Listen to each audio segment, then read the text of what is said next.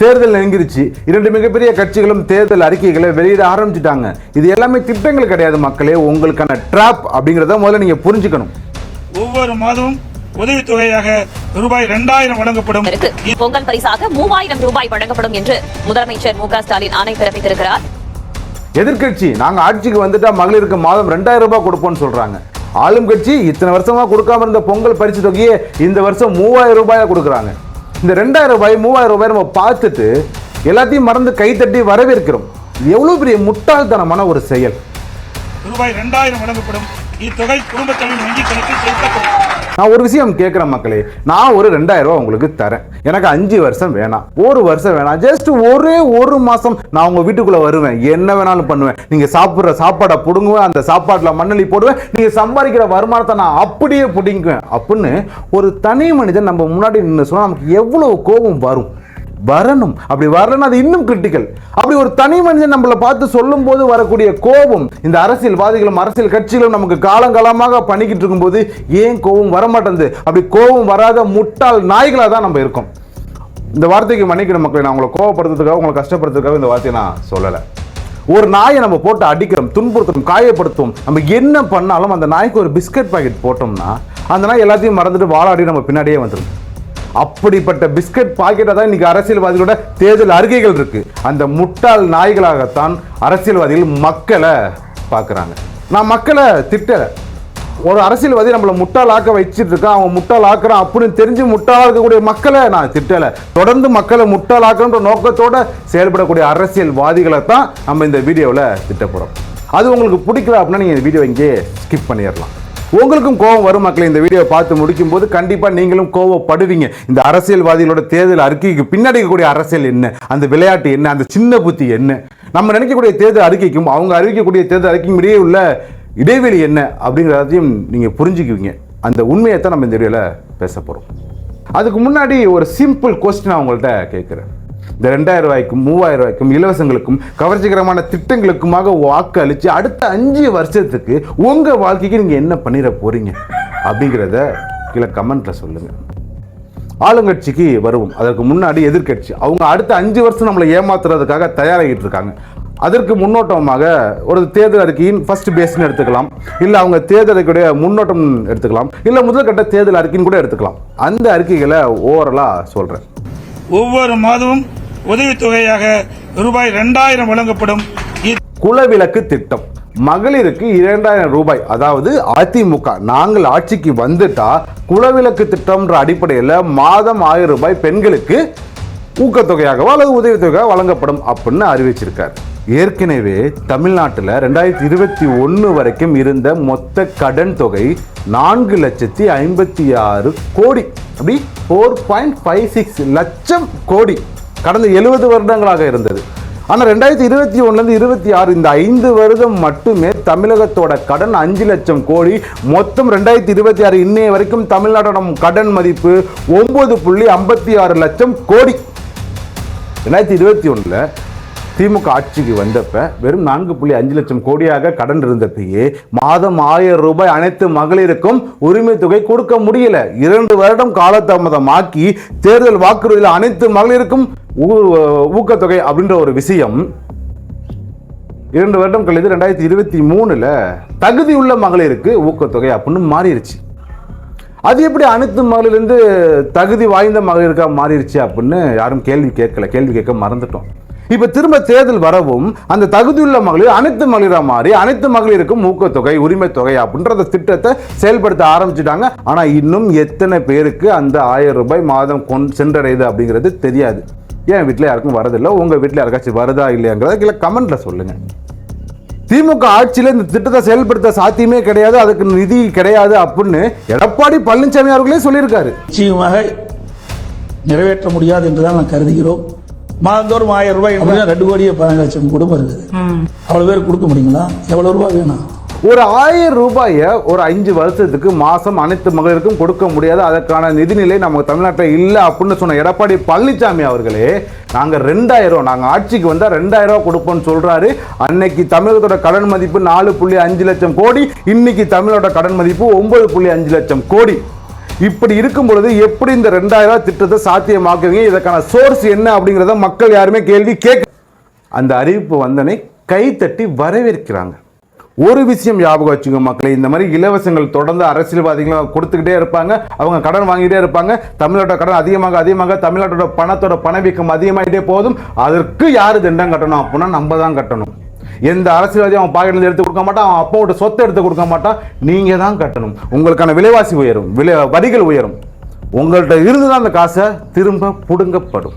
அப்படிங்கிறத ஏன் மக்கள் யோசிக்க மறந்துட்டாங்க அப்படிங்கிறதான் என்னுடைய மிகப்பெரிய கேள்வி. ஆண்களுக்கும் மகளிருக்கும் கட்டணமில்லா பேருந்து பயண திட்டம், இலவச பேருந்து, பெண்களுக்கு இலவச பேருந்து அப்படின்ற ஒரு திட்டம் அறிவிக்கப்பட்டுச்சு. அதை நான் ஆமோதிக்கிறேன். நிறைய நடுத்தர வர்க்கத்து பெண்களாக இருக்கட்டும், இல்லை பிற்படுத்தப்பட்ட ரொம்ப ஏழ்மையாக கூடிய பெண்களுக்கும் பணிக்கு சென்று வரும்போது அவங்களுக்கு ஒரு நாளைக்கு 10 ரூபா மிச்சம் பண்ணுறது, ஒரு மாதத்துக்கு 300 ரூபா, ஒரு வருஷத்துக்கு 3000 சம்திங் போகும்போது அது அவங்களுக்கு ஒரு பயனுள்ளதாக இருக்கும்.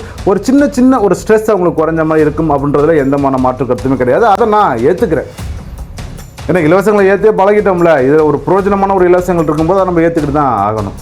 ஆனால் ஆண்களுக்கு இலவச பேருந்து எதுக்கு? எனக்கு தெரியல மக்களே, நீங்க தெரிஞ்ச கீழே கமெண்ட்ல சொல்லுங்க. ஆண்களுக்கு இலவச பேருந்து எதுக்கு? நான் ஒயின் ஷாப்ல கொண்டு போய் காசு கொடுக்குறேன், அந்த காசு இப்படி சுத்தி வந்து எனக்கு இலவசம் வரக்கூடாதா அப்படின்னு தற்குறித்தனமா எவனாச்சும் கீழே கமெண்ட் பண்ணக்கூடாது. சாரி மக்களே, பண்ணாதீங்க. ஆண்களுக்கு இலவச பேருந்து எதுக்கு? சரியான காரணம் சொல்லுங்க. மாற்றுத்திறனாளிக்கு இலவச பேருந்து நான் ஏத்துக்கிறேன், பெண்களுக்கு இலவச பேருந்து நான் ஏத்துக்கிறேன். ஆண்களுக்கு எதற்காக இலவச பேருந்து? யாரு கேட்டா? போக்குவரத்து தொழிலாளர்கள் அவங்களுக்கு ஓய்வூதிய உயர்வு கொடுக்கல, எங்களுக்கு ஓய்வூதியமே கொடுக்கல, பெண்டிங்ல இருக்கு அப்படின்னு போராட்டம் பண்ணிட்டு இருந்தாங்க. போராட்டம் பண்ணி ரோட்ல உட்காந்து இறங்கி அதற்கு பிறகு ஒரு ஓய்வூதிய திட்டம் அவங்களுக்கு கொடுக்கப்பட்டுச்சு. அதுலேயும் இன்னும் பல பேர் வந்து திருப்திகரமாக இல்லை. நீங்க போக்குவரத்து துறையில் இருக்கக்கூடிய பிரச்சனைகளை சரி பண்றதுக்காக நாங்கள் முன்னெடுப்போம், அதற்கு சம்பந்தமான ஒரு தேர்தல் அறிக்கையை கொடுக்குறீங்க அப்படின்னா அந்த போக்குவரத்து ஊழியர்களோட குடும்பங்கள் சந்தோஷப்படும், அந்த குடும்பங்களுக்கு அது பிரயோஜனமாக இருக்கும். ஆண்களுக்கு எதுக்கே இலவச பேருந்து? ஆண்களோட பொருளாதாரத்தை உயர்த்ததுக்கு நாங்கள் வழி பண்ணுவோம்னு சொல்லுங்க, நாங்கள் ஏற்றுக்கிறோம். அதற்கு நாங்கள் முன்மொழிகிறோம், அதற்கு நாங்கள் துணை நிற்கிறோம். ஆனால் ஆண்களுக்கு எதுக்கு இலவச பேருந்து? ஆண்கள் ஒரு ஆணோட பொருளாதாரத்தை உயர்த்தினா அந்த குடும்பத்தோட பொருளாதாரம் உயரும். ஒரு ஆணுக்கு பொருளாதார அறிவை கொடுப்போன்னு சொல்லுங்க, ஒரு ஆணுக்கு பொருளாதார உயர்வை கொடுப்போன்னு சொல்லுங்க. ஒரு ஆணை சோம்பரித்தனம் ஆக்குறதுக்கு அவனுக்கு இலவசமா பேருந்து கொடுப்போன்னு சொல்றது எந்த விதத்துல நியாயமான ஒரு தேர்தல் அறிக்கையா இருக்க முடியும்? ஏன் இதை மக்கள் யோசிக்க மாட்டேங்கிறாங்க? அனைவருக்கும் வீடு, அம்மா இல்ல திட்டம். அம்மா இல்ல திட்டம், ஏழை இல்லாத வீடுகளுக்கு வீடு கட்டி தரப்படும். நிலமும் இல்லாத ஏழைகளுக்கு அரசே சொந்தமாக நிலம் வாங்கி காங்கிரீட் வீடு கட்டி கொடுக்கப்படும். ஏழைகள் இருக்காங்க, அவங்களுக்கான வீடு கட்டி கொடுக்கப்படும் திட்டம், நியாயமான திட்டம், நான் ஏத்துக்கிறேன். என்னோட கேள்வி என்ன அப்படின்னா, 1985 இந்திரா ஆவாஸ் யோஜனா அப்படின்னு ஒரு திட்டம், ஏழைகளுக்கு வீடு இல்லாத ஏழைகளுக்கு வீடு கட்டி கொடுக்கப்படும் அப்படின்ற ஒரு திட்டம். 2015 பிரதான் மந்திரி யோஜனா, ஏழை இல்லாத வீடுகளுக்கு வீடு இல்லாத ஏழைகளுக்கு வீடு கட்டி தரப்படும் ஒரு திட்டம். 2024 கலைஞர் கனவு இல்லம், ஏழை இல்லாத வீடு இல்லாத ஏழைகளுக்கு வீடு கட்டி தரப்படும். இப்ப 2027 அம்மா இல்ல திட்டம், வீடு இல்லாத ஏழைகளுக்கு வீடு கட்டி தரப்படும். அதுல கொஞ்சம் பிளஸ், அதுவுமே இடமே இல்லாத ஏழைகளுக்கு நாங்களே இடம் வாங்கி வீடு கட்டி கொடுப்போம். ஓகே, ஏழைகளுக்கு வீடு கட்டி கொடுங்க, அவங்களுடைய வாழ்வாதாரம் உயரட்டும், நல்ல விஷயம், ஏத்துக்கிறோம். ஆனா எனக்கு என்னன்னா, கடந்த 56 வருடமா ஏழைகளுக்கு வீடு கட்டித்தரும் திட்டம், ஏழைகளுக்கு வீடு கட்டித்தரும் திட்டம்னு பேர்கள் மாறினாலும் திட்டங்கள் அப்படியே செயல்பாட்டு தான் இருக்கு. 56 வருஷமா நீங்க எத்தனை ஏழைகளுக்கு வீடு கட்டி கொடுத்துருக்கீங்க? 56 வருஷமா எதற்காக இன்னும் தமிழ்நாட்டில் ஏழைகளோட எண்ணிக்கை குறையாம இருக்கு? ஏன் இன்னும் ஏழைகள் வீடு இல்லாம இருக்காங்க? 56 வருஷமா திட்டங்கள் இருக்கு. அப்படி நீங்க எத்தனை பேருக்கு இந்த வீடுகள் கட்டி கொடுத்துருக்கீங்க? அப்ப எல்லாருக்கும் கட்டி கொடுத்துட்டீங்க அப்படின்னா இந்த திட்டம் ஏமாத்துறதுக்கா, வெறும் கவர்ச்சிக்காகவா? இல்ல இன்னும் நிறைய ஏழைகள் இருக்காங்க, அவங்களுக்கு சொந்தமா வீடு கட்டி தரணும்னா 56 வருஷமா எல்லா ஆட்சியும் 56 வருஷமா திமுக அதிமுக மாறி மாறி மாறி தான் தமிழகத்தை ஆட்சி பண்ணிட்டு இருக்கு, வேற எந்த கட்சியும் ஆட்சி பண்ணல. அப்ப நீங்க எந்த ஏழைகளுக்கு வீடு கட்டி கொடுத்துருக்கீங்க? இன்னும் எத்தனை வருஷத்துக்கு ஏழைகளை வீடு கட்டி கொடுத்துக்கிட்டே இருப்பீங்க? அப்படி தொடர்ந்து ஏழைகளை உருவாக்கிக்கிட்டே இருக்கீங்களா? இல்லை இருந்த ஏழைகள் எல்லாத்துக்கும் நாங்கள் வீடு கட்டி கொடுத்துட்டோம். இப்போ புதுசாக ஏழைகள் வந்துட்டாங்க, இப்போ அவங்களுக்கு வீடு கட்டி தரப்போகிறோம் அப்படிங்கிறது உங்கள் ஆட்சியோட சாதனையா? எப்படி ஏழைகள் புதுசாக உருவாகிட்டே வராங்களா? அப்படி ஏழைகள் புதுசாக உருவாகிட்டே வந்துட்டு தான் நீங்கள் என்ன மயிர ஆட்சியை பண்ணுறீங்க அப்படின்னு ஏன் பொதுமக்கள் கேள்வி கேட்க மறக்கிறாங்க அப்படிங்கிறது தான் என்னுடைய மிகப்பெரிய கேள்வியாக இருக்குது. 100 நாட்கள் வேலை வாய்ப்பு திட்டம் 150 நாட்களாக உயர்த்தப்படும். கிராமப்புற வேலைகள் திட்டம் 100 நாட்கள்லேருந்து 120 நாள் சில இடங்கள் கடைபிடிக்கப்படுது. அது 150 நாட்களாக நாங்கள் உயர்த்தி கொடுப்போம் அப்படின்னு சொல்கிறாங்க. இந்த கிராமப்புற வேலைகள் திட்டம், அதாவது 100 நாள் வேலை திட்டம், இது நான் அண்ணன் சீமான் வழியில் இதை நான் முழுமையாக எதிர்ப்பேன். அண்ணன் சொல்லுவார், அங்கே போய் என்ன வேலை பார்க்குறாங்களா, பல்லாங்குழி விளையாடுறாங்க, சீட்டு விளையாடுறாங்க, ஏதோ ஒன்று விளையாடுறாங்க, ஒன்றும் வேலை நடக்கமே இல்லை. 100 நாள் வேலை திட்டங்கள் கொண்டு வந்த இத்தனை வருட காலத்தில் முறையாக ஏரிகளோ குளங்களோ ஆறுகளோ பராமரிக்கப்பட்டு சுத்திகரிக்கப்பட்டு தூர்வாரப்பட்டிருந்தா இன்னைக்கு நீர் பிரச்சனைகளே நம்ம ஊரில் இருந்திருக்காது. அதுமாதிரி எங்கேயுமே முழுமையாக அதற்கான வேலைகள் நடைபெறது இல்லை. எல்லாம் போய் உட்காந்து விளாண்டுட்டு பல்லாங்குழி விளாண்டுட்டு ஊருக்கு பேசிட்டு வராங்க. அந்த திட்டத்தை நான் முழுமையாக எதிர்க்கிறேன் அண்ணன் சீமான் வழிகளில். அந்த திட்டத்தை 100 நாள்லேருந்து 150 நாளாக உயர்த்த போகிறாங்க அப்படின்னு சொல்லியிருக்காங்க. அது கிராமப்புறத்தில் கூடிய மக்களுக்கு அவங்க வாழ்வாதாரத்தில் ஏதோ ஒரு சதவீதம் கூட வளர்ச்சியை கொடுக்கும் அப்படின்னு நம்புகிறேன். அதுவும் முறையாக செயல்படுத்தப்பட்டால். அதுக்குள்ளேயும் பல அரசியல் இருக்குது, அதை பேசினா நம்ம டைவராக போயிடுவோம். அதை இன்னொரு வீடியோக்களில் நம்ம அதை பதிவு பண்ணுவோம். 5 அம்மா இருசக்கர வாகனம் வழங்கும் திட்டம். அம்மா 2 வீலர்ஸ் திட்டம். இந்த 2 வீலர் திட்டம்ங்கிறது இன்னைக்கு புதுசு கிடையாது. 2016 ஜெயலலிதா அம்மையார் இருந்தப்போ அவங்களுடைய தேர்தல் அறிக்கையில் இந்த திட்டமும் இடம்பெற்றிருந்துச்சு. அதன் பிறகு அவங்க மறைஞ்சிட்டாங்க. 2018 நரேந்திர மோடி தமிழகத்துக்கு இந்த அம்மா 2 வீலர் திட்டத்தை துவக்கி வைத்தார். அன்னைக்கு வருடத்திற்கு 1 லட்சம் பெண்களுக்கு இந்த 2 வீலர் திட்டம் அமல்படுத்தப்பட்டுச்சு. மொத்த 2 வீலரோட விலையிலிருந்து 50% மானியம் கொடுக்கப்பட்டுச்சு. அதே திட்டத்தை நீங்கள் தூசி தட்டி திரும்ப எடுத்துகிட்டு வந்திருக்காங்க. ஆனால் இன்னைக்கு அவங்க கொடுத்தது 5 லட்சம் பெண்களுக்கு 25,000 ரூபாய் மானியத்தில் 2 வீலர் வழங்கப்படும் அப்படின்னு. அதாவது மொத்த மதிப்பு எவ்வளவாக இருந்தாலும் அரசு வெறும் 25,000 ரூபா கொடுக்கும். அதை வச்சு நீங்கள் 2 வீலர் வாங்கிக்கணும். மொத்தம் 5 லட்சம் மகளிருக்கு. இந்த 5 லட்சம் மகளிர் அப்படிங்கிறது வருடத்திற்கா இல்லை 5 வருஷத்துக்கு மொத்தமாவா அப்படிங்கிறது இந்த அறிக்கையில் தெளிவாக இல்லை. மேபி மொத்தமாக தேர்தல் அறிக்கை வரும்போது அதில் தெளிவாக இருக்கலாம் அப்படின்னு. அந்த 2 வீலர் வழங்குகிற திட்டம்லாம் எனக்கு பர்சனலாக ஈடுபாடே கிடையாது.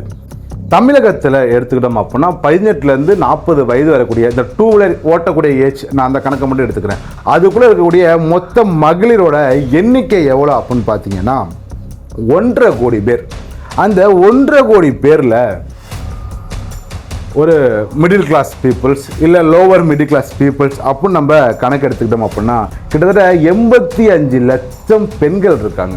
இந்த 85 லட்சம் பெண்களுக்கு நீங்கள் வருடத்துக்கு 5 லட்சம் பெண்களுக்கு மானியம் அடிப்படையில் ஒரு 2 வீலர் வழங்க கோர்றீங்க, அனுமதி கொடுக்குறீங்க, இல்லை இலவசமாக கொடுக்குறீங்க, அந்த மானியம் கொடுக்குறீங்க அப்படின்னு எடுத்துக்கிட்டோம்னா கூட 5 வருஷத்துக்கு 25 லட்சம் பேர். அப்போ மீதி 60 லட்சம் பேர் எங்கே போவாங்க? அவங்களுக்கான திட்டம் என்ன? இது எப்படி, இதை எந்த டேட்டா பேஸில் நீங்கள் பிரிக்க போகிறீங்க அப்படின்ற பல கேள்விகள் இருக்குது.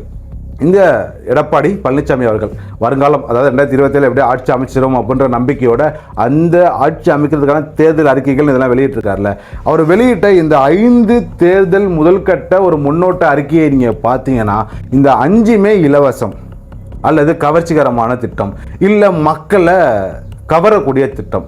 ஆக மொத்தம் மக்களை முட்டாளாக்கக்கூடிய திட்டத்தை மட்டும்தான் தேர்தல் அறிக்கையில் முதல்கட்ட தேர்தல் அறிக்கையில் வெளியிட்டிருக்காங்க. இதை வெளியிட்டோன்னே திமுக வர கோச்சிக்கிறாங்க, எங்களுடைய திட்டத்தை அவங்க காப்பி அடிச்சுட்டாங்க அப்படின்னு. நீங்களும் மக்களை முட்டாள தான் வச்சுருந்தீங்க, அதில் ஒன்றும் மாற்றம் கிடையாது. அதே திட்டத்தை தான் அவங்களும் எடுத்துக்கிறாங்க. ஈவன் நீங்கள் உங்களுக்குள்ள கருத்து வேறுபாடு நிறையா இருக்கலாம், இந்த 2 கட்சிக்கும் நிறைய முரண்கள் இருக்கலாம். ஆனால் மக்களை முட்டாளாக்கணும் அப்படின்னு வந்துட்டு இந்த 2 கட்சிக்குமே எந்த விதமான முரண்களும் இருக்காது, பாகுபாடும் இருக்காது. 2 பேரும் அண்ணன் தம்பியாக ஒன்றா இருப்பாங்க மக்களை முட்டாளாக்குறதுல.